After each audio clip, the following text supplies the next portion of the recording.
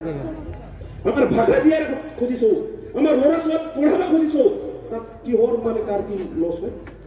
চৰকাৰ কি ইমান ডাঙৰ স্কিম বনাইছে কাৰ কাৰণে বনাইছে মাত্ৰ ৱালত লগাই দিব কাৰণে প্ৰেক্টিকেলত যদি আদিবাসীৰ কাৰণে ভাল মনোভাৱ আছে তেতিয়াহ'লে আপোনালোকে কাম কৰি দেখুৱাওক অন্যথা এই ইলেকশ্যনৰ পৰা আৰম্ভ হ'ব এনেতো মৰি আছো লেনে মৰিম লাগি মৰিম এইটো আমাৰ স্পষ্ট কথা সেইটো কাৰণে আমি কৈ দিব খুজি আছো অসম আদিবাসী ছাত্ৰ সন্থাক আমাক আদিবাসী ৰাইজে আমাৰ ওপৰত ৰেছপন্সিবিলিটি দিছে চৰকাৰে 10 ভাগ কৰক আছা 100 ভাগ কৰক এটা ভোট কিনিব লাগিলে এটা ভোটতো হাৰিব চৰকাৰ এইটো কিন্তু হৈছে 1 কৰোৰ আদিবাসী আছো 50 লাখ আদিবাসী যদি আমি সাপোৰ্ট নকৰো নহয় বম্বু লাগি যাব সিধা কথা এইটো আমি সিদ্ধান্ত কৰি লৈছো আজি পলিটিক্যাল পাৰ্টি বড় বিলাকৰ পলিটিক্যাল পাৰ্টি আছে সেইকাৰণে বড় বিলাকক বেছি ইম্পৰ্টেন্স দিয়ে এত ইস্যু বিলাক চলিছে আজি আমাৰ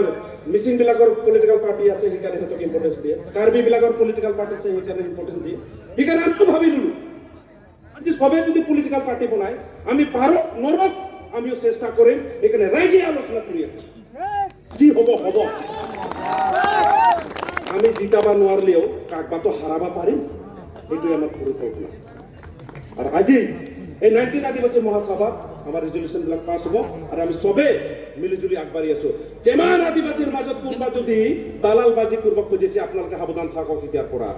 কায়ো নোৱাৰিব একদম সিধা কথা আৰু আজি আদিবাসীৰ জবান লৈ পেলাই আমি কাম কৰিম জাতিৰ